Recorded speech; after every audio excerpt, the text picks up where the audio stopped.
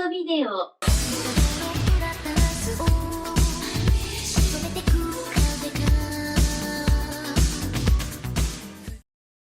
I deem this reply a full acceptance of the Potsdam Declaration, which specifies the unconditional surrender of Japan. On August 15th, 1945, 80 years ago at the time of this video, World War II came to an end. Such an event had been inevitable ever since May 8th, when Nazi Germany declared its unconditional surrender of its armed forces. All that was left was the final holdouts, Imperial Japan. Japan had sustained numerous losses for years in the Pacific, and 1945 saw their worst losses. They lost their territory in the Philippines, suffered huge defeats in the battles of Iwo Jima and Okinawa, and witnessed the destruction of the battleship Yamato, the pride of the Japanese Navy. Worse, their war economy was in complete shambles. Allied submarines and the mining of the Japanese coast had wrecked the Japanese merchant fleet, and the strategic bombing of Japanese industry decimated logistics for vital supplies needed to keep the war effort going. By July 26, the Allied powers presented Japan with the Potsdam Declaration, demanding a complete, unconditional surrender or face, quote, prompt and utter destruction, end quote. And while Japanese leadership made a big show of their intent to fight to the bitter end, with some officers being completely serious, mostly that was a stalling tactic to make requests to the Soviet Union for a more favorable peace, thinking they were a neutral party in all of this.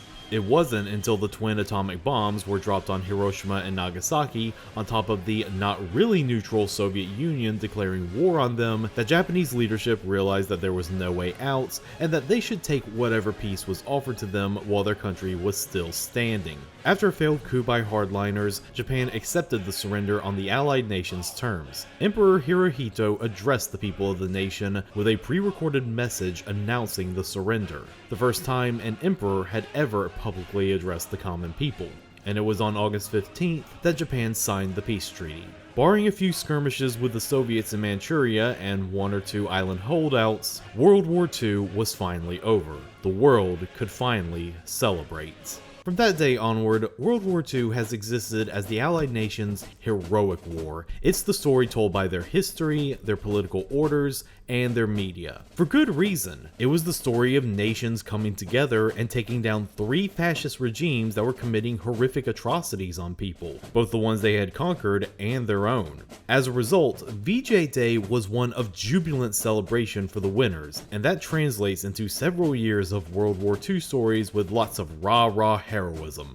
For Japan, VJ Day was spent with many civilians sitting at home mourning the loss in the present and contemplating an uncertain future. World War II began with Japan confident that they could rule Asia and solidify themselves as a world power, and it ended with Japan in ruins, forced into a humbling peace with America occupying their lands for several years. This leads to VJ Day in Japan being a solemn occasion to mourn the war dead. It is Japan's Veterans Day. This is reflected in how World War II is portrayed by Japan. They are introspective pieces, delving into the how and why Japan lost the war, perhaps even being led astray by a self-destructive ideology and learning the hard lesson that war isn't in fact glorious and is indeed hell. And while some portrayals can swerve into apologia territory, it is always fascinating to see the perspective of one of the most portrayed wars in media history from the losing side. Which brings us to today's question. Is there an anime that deals with World War II?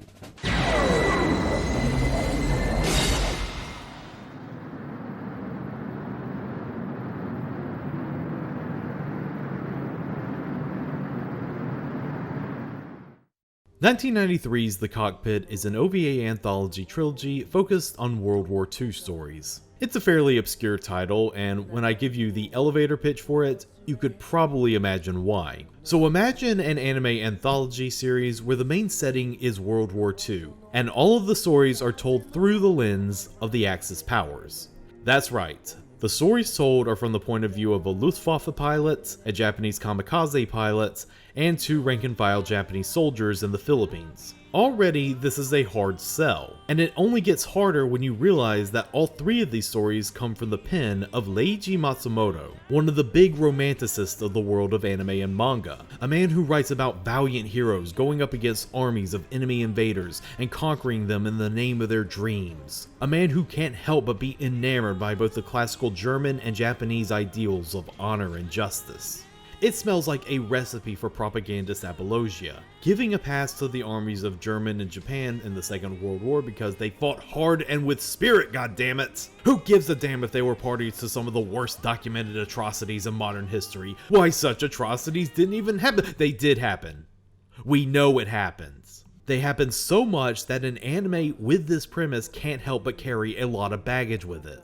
So it's really no surprise that this OVA appears to be unknown outside of Matsumoto fan circles. And even those guys won't blame you if you want to sit this one out. Even when Urban Vision brought this anime over to the States and localized it, it suspiciously never made it past the VHS era, and whoever holds the licensing rights to it now seems to be really dragging their feet releasing the new remaster. To which I say, all of that is kind of unfair because the Cockpit is quite good. Very good, in fact. It's a well-animated drama that exposes the cold realities and tragedies of war. It's Matsumoto at his most realist, and it's definitely worth a shot if only to really get a more three-dimensional look at what war really is. Even in a war where there were clear good guys and bad guys like World War II, it was still a war at the end of the day, in all its senseless glory. But what makes Cockpit worthy of our attention? How can World War II stories told from an Axis point of view even work? Time for us to strap in and see.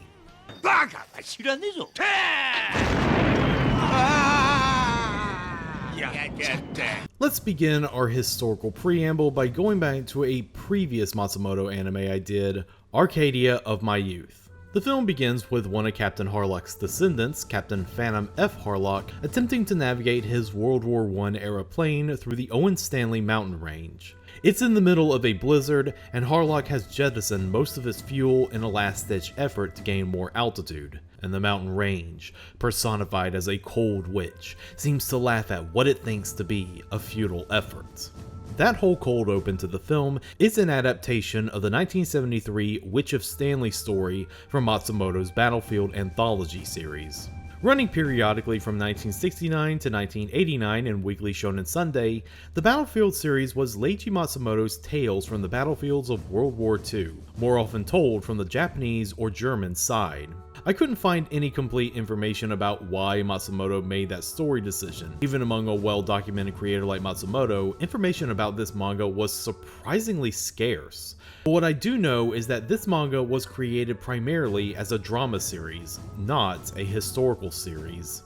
These are tales meant to enthrall and entertain, and judging from the sources I found, a lot of these stories are more tragic than triumphant. These are stories about characters going up against impossible odds and losing their lives in the line of fire, but not without completing a personal goal so they are able to pass on with no regrets. The Witch of Stanley wasn't even the only Battlefield story that got adapted in Arcadia of My Youth. The World War II flashback portion of the film is an adaptation of a Battlefield story also titled Arcadia of My Youth, and the scene where the Tokargans sacrifice themselves to save the Arcadia from being dragged into the flame stream of prominence is based off of a similar tragic plot twist from a Battlefield story. For a manga series that appears to be rarely discussed compared to other oeuvre, the Battlefield series appears to be an important piece of the Matsumoto puzzle, at least in Japan. Now we arrive in the 90s. By this point, Matsumoto's career has kinda completed its arc. He was the top dog of the anime landscape of the 70s, but that gave way to him sitting out the 80s once that boom ended with the failure of Endless Orbit SSX. But now it's the 90s and Matsumoto-sama is ready to make a comeback. And the 90s at this point are defined a lot by the OVA and anime film scene, which is in its darkest and grittiest period. An anime based off of Matsumoto's darkest, most grounded, and most unsentimental work seems like duck soup.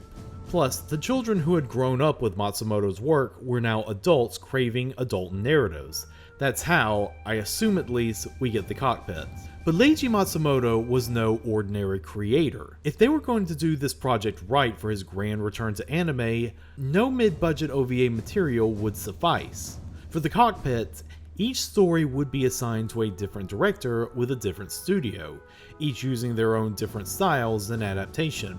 And it honestly works really well. Even though each of the directors has a clear thumbprint that gives each short its own unique sonic vision, they do all work as a unified whole visually, though most of that could have to do with Matsumoto's one-of-a-kind style being so unmistakable. Now for the rest of the video, I'm going to do the whole structure of what I've usually done for anthology series of this ilk, going over each short film with a fine-tooth comb as individual works before seeing how they come together as a whole at the end of the video.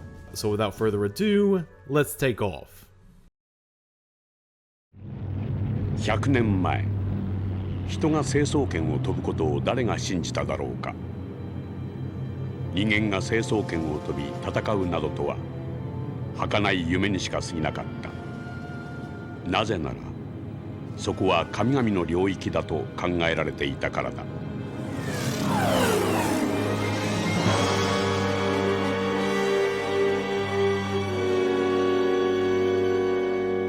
Captain Erhard von Reinders is a decorated pilot of the German Luftwaffe. During a routine night recon with his wingman Lieutenant Hartmann, the two aircraft are ambushed by 3 RAF submarine Spitfires. Hartmann is killed in the ensuing melee, while Reinders, realizing he can't evade the fighters, ejects over a lake and lands safely. But to his shock, his Focke-Wulf FW-190 has also landed safely without him. No bullet holes or damage to be found. What could be a weird stroke of luck condemns Reinders as a coward and a disgrace, a man who abandons his plane to save his own skin. 遊軍機がやられたのに自分だけおめおめと逃げ出すとはな。何がドイツ空軍のエースだ。そんなに命が惜しいのか。私はそれを境に栄光に輝くルフトワッフェ大ドイツ空軍パイロットではなく、戦わずして戦闘機を捨てた卑怯者の烙印を押されてしまったのだ。 Lucky for the captain, his commanding officer is giving him a chance to redeem himself. He is to fly the prototype state-of-the-art Focke-Wulf TA-152H1 in an escort mission for Professor Wafstein and his daughter, Melina, a former childhood sweetheart of Reinders. But while he takes the opportunity to reconnect with Melina, Reinders soon learns that the escort mission is carrying top-secret cargo that could change the tides of war on the European front. じきにあなたの名は全世界に轟くでしょう。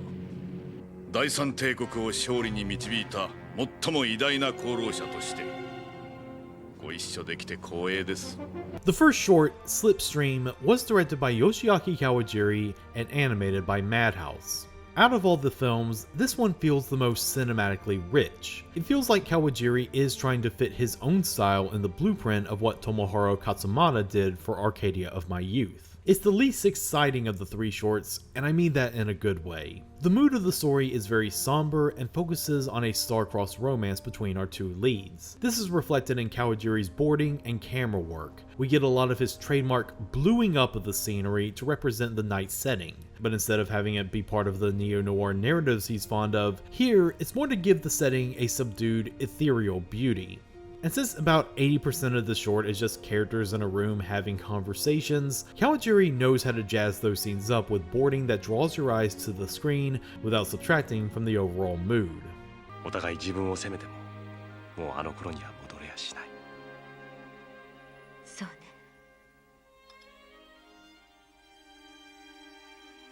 ね。でも楽しかった。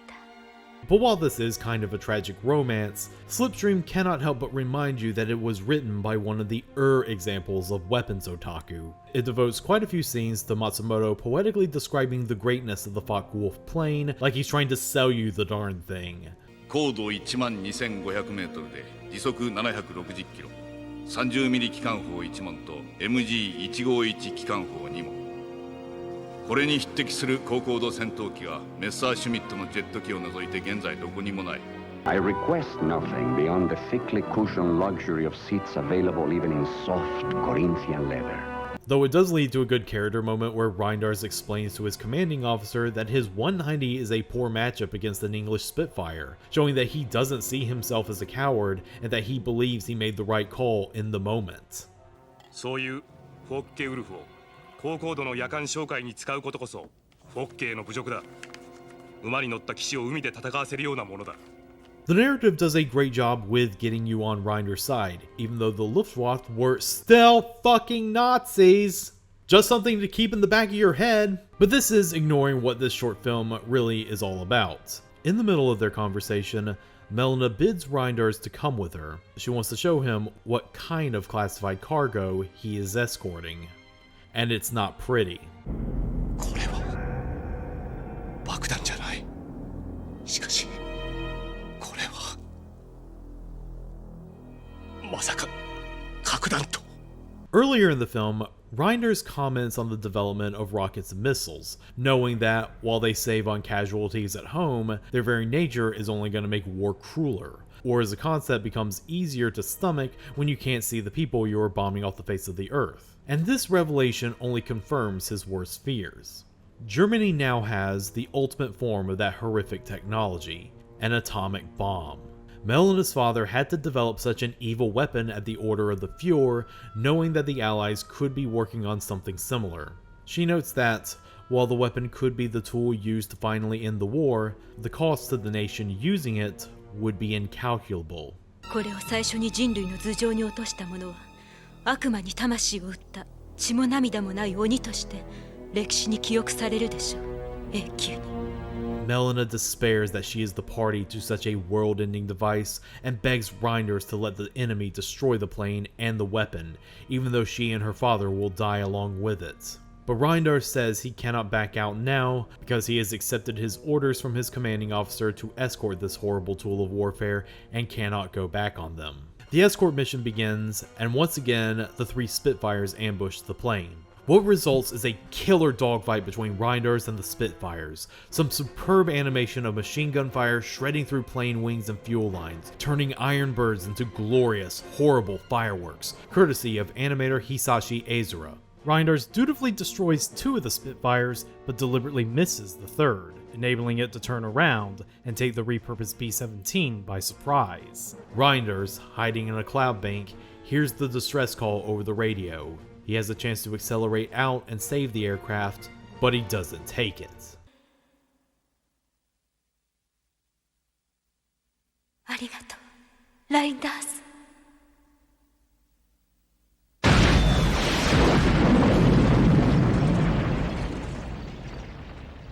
The bomb, the plane, and everyone on board are destroyed. Reinhardt finally boosts out and takes down the remaining Spitfire. As he flies back to base, he narrates that history will forever regard him as a coward and a failure. But for a situation like this, such dishonor is worth it. 後悔はしていない。私はエアハルト・フォン・ラインダース。悪魔に魂を売らなかった男だ。Overall, Slipstream is a good start to this series. While it might take a bit to get going with most of the action in the back half, I'd say Kawajiri's direction and the strength of Matsumoto's character writing and themes keeps it interesting. Some people could uncharitably give this story a reading of absolving the Axis powers through a what-if scenario, but that's ignoring the thesis of the short that no one should wield this weapon.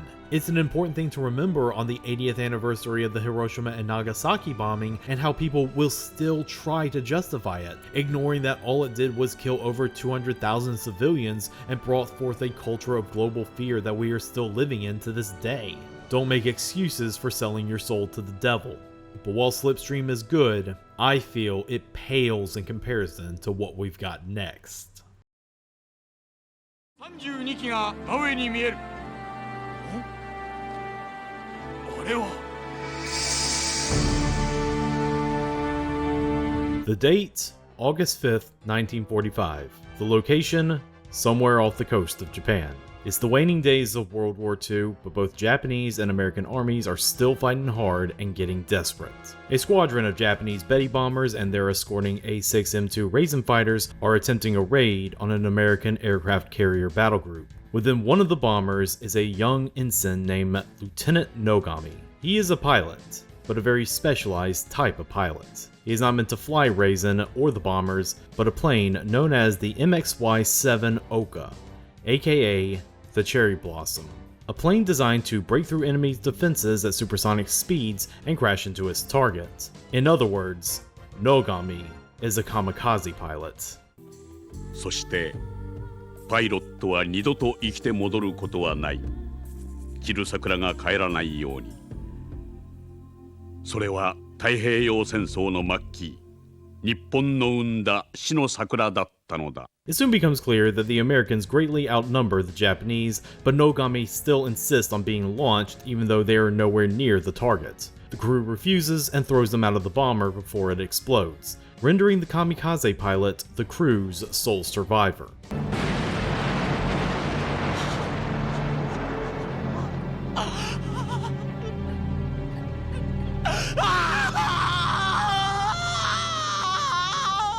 Back at the base, Nogami is despondent. He has survived another day, but that only means delaying the inevitable.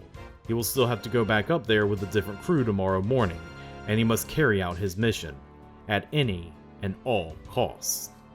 なぜ俺に？少しでも生きながらえたことに乾杯じゃよ。たとえそれが一日だけでもな。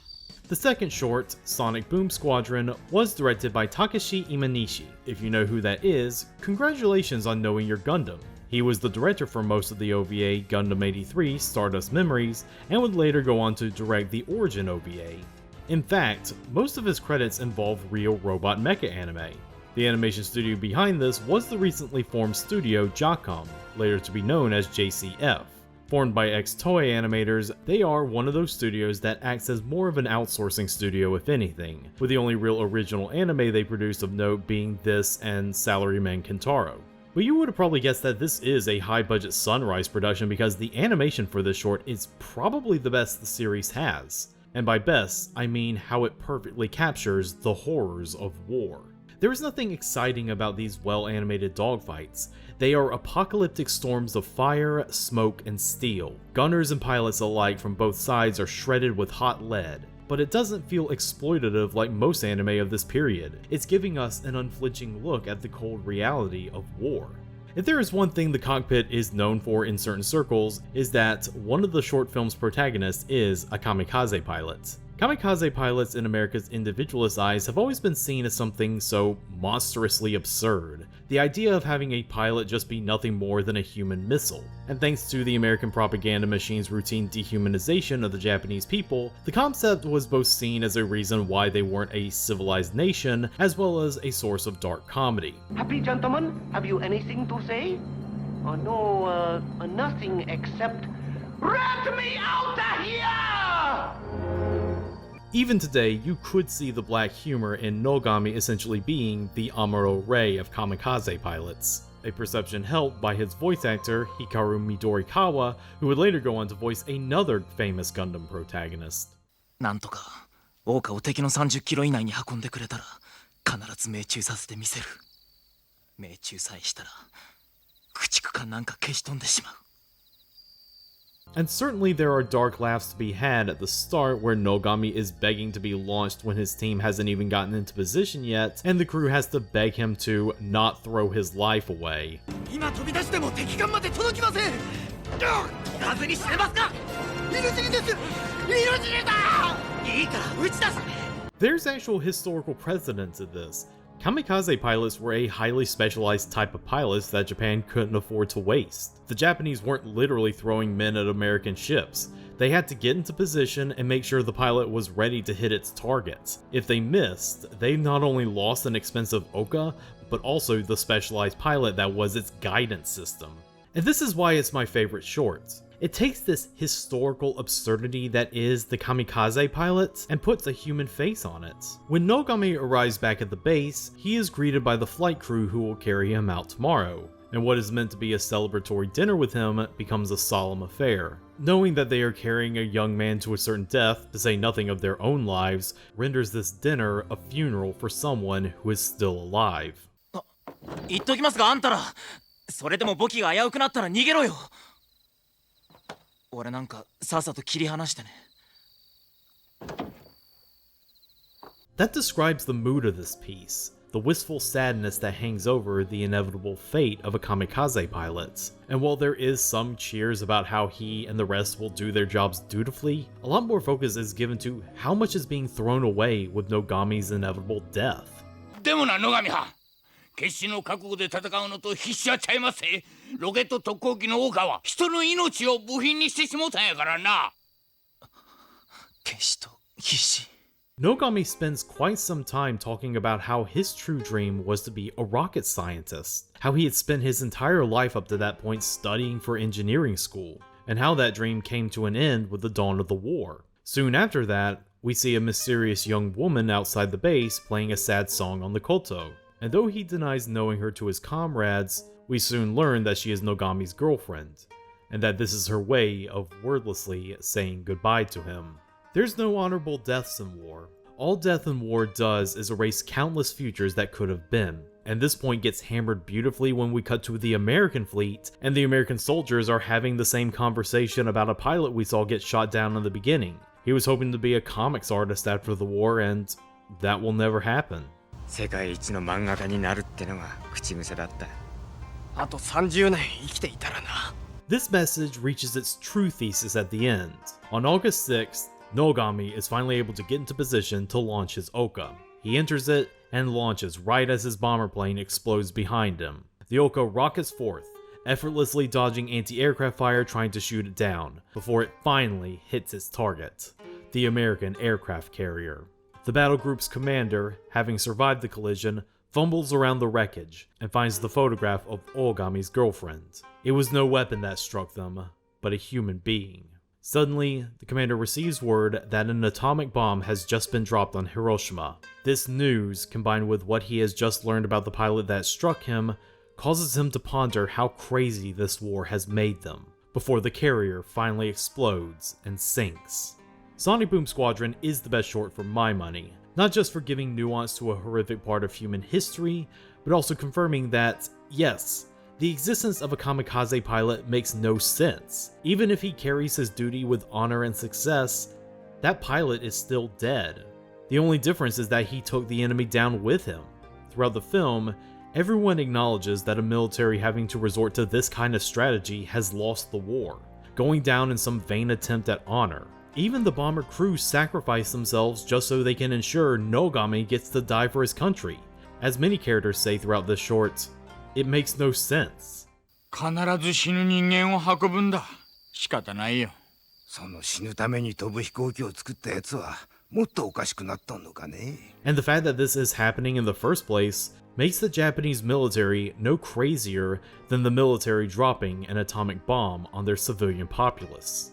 Out of all the shorts, Sonic Boom Squadron feels the most directly critical of the Japanese military in World War II. Even though he dresses an elegant and horrifying weapon like the Oka in beautiful poetry, Matsumoto can't help but find their existence disheartening, because they contributed to such a loss of life. オーカを作った人はどう思ってんのかな。俺はロケット工学を学んだからよくわかるよ。オーカを設計させられた技師はとても悲しかったに違いない。Many creators have accused Matsumoto of being someone who glorifies warfare. After all, his breakout manga was about repurposing the Yamato battleship for space to cleanse Japan of its sins from World War II. But this short gives a lot more nuance to his beliefs. He has just as much distaste for actual warfare as most of the creators of his generation. そして今、生きているのは巨大な熱核誘導ロケット核ミサイルだ。世界が破滅する日、その瞬間のために息を潜めている。彼らには心はない。But we're not done just yet. We've got one more short to go.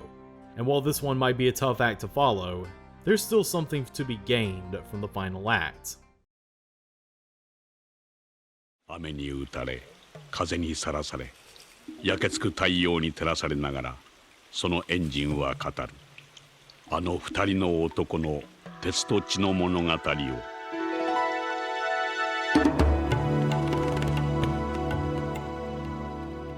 On the island of Leyte in the Philippines, the Japanese army are preparing to retreat from their artillery battery due to the encroaching advancement of MacArthur's campaign. But foolishly, the regiment also decides to fire the main cannon one last time at the Allied forces. The Imperial Army spent a lot of money bringing those cannons to the jungle, and they're gonna use them, damn it. Of course, this gets met with heavy bombardment, and when the dust clears, only 2 soldiers remain of the regiment.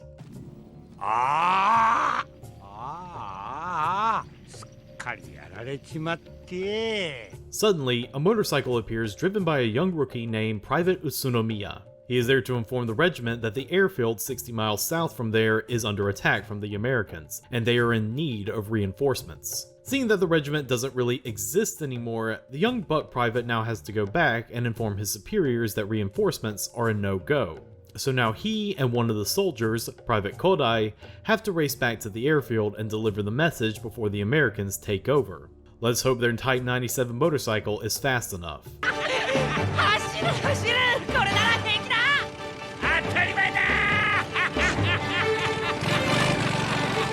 Oh, and don't ask about the other soldier, he kinda disappears partway through the anime. The final short, Night of the Iron Dragon, comes to us from director Ryosuke Takahashi. A longtime veteran of the biz, he is mostly known as the creator of the landmark Real Robot series, Armored Trooper Votoms. And believe you me, that makes him the most qualified to deal with the subject matter. Animation was done by Studio Visual 80. Originally part of MK Company, Visual 80 is more known for co-producing projects, most of which is Euro anime like Alfred J. Quack and the 1990 Movement anime. They also produced half of the 12-episode Guyver OVA in 1989. Sadly, by this point in history, they were on the verge of bankruptcy. Night of the Iron Dragon might actually be one of, if not the, last production of theirs. It pains me to say though, even with this pedigree, this could be the weakest of the three shorts. The previous two shorts had a lot more focused themes on heavier subjects. By contrast, this one almost feels like a comedy, a perception assisted by all of our protagonists being Matsumoto potato people, his style of drawing comedic everyman. At the same time though, I still think we have something here. It's Matsumoto shifting focus from ace pilots and doomed tragic heroes to the rank-and-file infantry that made up most of the Japanese army. The everyday working Joes drafted into the war efforts and sent halfway around the world to a green jungle hell to kill or be killed. The reason why you don't see many World War II stories involving the Pacific from both sides of the conflict, apart from the obvious, is because the Pacific was hell on earth for both American and Japanese armies. It is the most unglamorous a war could get. Disease and starvation killed more soldiers than bullets ever could. This is the subtle reality that hangs around this story. Private Kodai is clearly someone who has been in the field for a lot longer than most soldiers. Any idealistic feelings he may have had about the war is clearly gone at this point, and he mostly spends his screen time drinking and grimly joking about his and his fellow soldiers' sorry fate. まあまあ、そう慌てて荷造りすることはない。右へ行こうが左へ行こうが敵の真ん中にいることに変わりはないのだ。But even with his cynicism, he's shown to have a caring heart. One of the first things he does when meeting Utsunomiya is to repair his bike and offer to accompany him as the gunner in the sidecar. But once again, Matsumoto's weapon otaku tendencies can't help but come out. 敵さんのハーレーやらこいつと同じ陸王や黒金おまけにダットさんの部品までついたらガソリンも満タン故障は絶対にせん Kodai and Utsunomiya end up having the perfect dynamic with each other. The well-traveled soldier versus the fresh-faced young kid. Kodai has pretty much accepted that the worst-case scenario is happening all around him and that the best thing you can do at a moment like this is sit down and have a drink. Utsunomiya, meanwhile, wants to keep doing the orders he was given, even in the face of a crippling loss. Even when the two men get attacked by a captured Kawasaki Ki-61, showing that the airfield has already been taken over by American forces, Utsunomiya still wishes to do his duty because he promised his superiors he would be back. He can't break that promise. あんな飛行機が飛ぶようじゃからけちるわ。分かってます。でも約束したから自分は帰ります。 But even that idealism seems so small in the hell the two privates find themselves in, of which also has a lot of historical precedent. Utsunomiya looks so happy seeing a large tin of freshly cooked rice because starvation among Japanese troops was common thanks to poor logistics. In the face of all of this grim reality, it feels like the reason why the two men are so committed to getting to the airfield is because they want some small victory in the face of everything going on. Utsunomiya has his promise, while Kodai mostly appears to accompany the kid because he literally has nowhere else to go. But as the two journey on, the evidence that Leite has fallen to the Americans piles on. Not just the Kawasaki attack, but also more American planes are landing in the direction of the airfield, and they are soon attacked by an American scout also riding a motorcycle. Whatever goal the two men may have had is already lost. Even though there is an air of futility throughout the shorts, I do love how much Takahashi is able to bring out the beauty of the trip. He lovingly designs the motorcycle as a swift, dependable iron stallion, and his boarding brings out the breathtaking tropical scenery, especially when the sun begins to set. It gives a lot of poignancy to the men's journey, a journey that will end in tears. After fending off the scout and revealing that he is also a seasoned motorcycle rider, Kodai kicks Utsunomiya off the bike. He tells him that they both knew that the airfield was lost, and that Utsunomiya's true intention was to charge in a desperate attack that will surely kill him. But Kodai tells him that was his goal as well, and that's why he's going in Utsunomiya's place. ぶんどられた日本機に撃たれた時からお前だって飛行場が敵の手に落ちたのを知っていながら突入する気だったんだろう。わしも同じさ。それが男だよな。だがな、お前は若い。 While this could be read as another kamikaze narrative, this moment feels extremely critical of the mindset common in many Japanese soldiers of the time. Through painful training rituals, the Imperial Japanese Army was taught that warfare was a contest of wills, and if they were on the losing end of a battle, they were taught to engage in risky, often fatal behavior. Because dying in battle was often far more preferable to surrender. That's what allows you to show that you still had your will to fight and keep your pride. It shows how deep such a fanatical mindset can burrow into people that even a cynic like Kodai can buy into it. At the very least, he's going out in Utsunomiya's stead, because he's the old-timer and his young partner should still be given a chance to have a future. Sadly though, the Kawasaki attack wounded Utsunomiya, which he hid from Kodai. He has been slowly bleeding out all throughout the journey, and it has only gotten worse. So when Kodai charges ahead and meets the predictable results, Utsunomiya is also dead, finally succumbing to his wounds. Like I said, this is the weak link of the shorts collection. While the other shorts felt grander in their themes and ambitions, this one felt smaller. But that was deliberate. Night of the Iron Dragon is really all about the mistreated rank-and-file Japanese soldiers looking at the grim fate that eventually awaits them and trying to capture some moral victory out of it.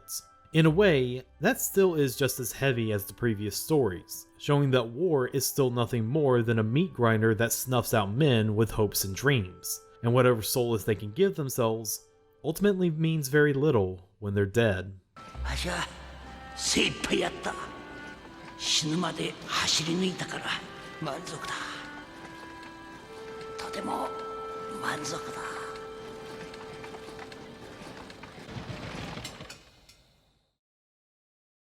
Now that we've looked at all three shorts, how did they come together as a whole? We have to remember that when Matsumoto wrote these stories, they were one-offs. No connectivity between the three was ever meant to happen. But I think that these three stories are connected beyond their World War II setting. These stories seem to reveal Matsumoto's own complicated feelings about war. As I said, war is a subject that Matsumoto has been accused of glorifying. But these three stories show that he has a far more three-dimensional view of the war. Sure, uncharitable readings could say he is both siding World War II, which is not the right call, but even if that were the case, I can't shake that Matsumoto is being far more critical of the Axis powers, even though his protagonists fight for that side. The reason why our protagonists are in the situation they are in is because of the actions of the Axis powers. It's them who build the atomic bomb that Reinders elects to allow the Spitfires to destroy, sacrificing his lover in the process. It's them that force Nogami to abandon his dream in favor of being a kamikaze pilot through a paradoxical culture of honor and duty. It's them that fire the cannon and alert the American forces to the position of Kodai's regiment, all for the sake of misplaced pride. And you should notice that none of our protagonists are ever remembered as heroes within the narrative. Reinders is remembered as a dishonorable coward, Nogami's rendered a statistic to be mourned for the few left around to do so, and Kodai and Utsunomiya die anonymously on an island far away from home. I cannot assume what Leiji Matsumoto's politics were, but I definitely feel he is far more critical of warfare than he lets on. Whatever glory that's gained from these stories are either unknown, fleeting, or never existed in the first place. Matsumoto is really taking the whole process to task here. As he should. He did come from a generation that saw firsthand what war did to his country and its people. They had to learn those lessons of modern warfare the hard way. And sadly, very little of that generation is still around to carry on that memory. It's scary to think how, through social media, that cursed ideology that led Japan down a dark path is at risk of coming back. The Cockpit shows us that war is pointless insanity that turns normally rational people into desperate and senseless beings, and even the best of us can get swept up in its fervor. No sane society should ever commit to it ever again, regardless of how well animated its future anime adaptation will get. If there even is a future. 雨に梅雨に赤いサビの涙を流すのだ。死ななくてもよかった男たちがなぜ死んだのかと赤い涙を流しているのだ。Thank you all for watching. If you like this video or want to support this channel, please donate to my Patreon. Each dollar can give you early access to my videos as they come out, as well as keep the channel running a bit more smoothly. You can also subscribe to the channel, ring that bell for notifications, or just like this video. Either way, you'll be helping me out. That's all for now. See you for the next round of tapes.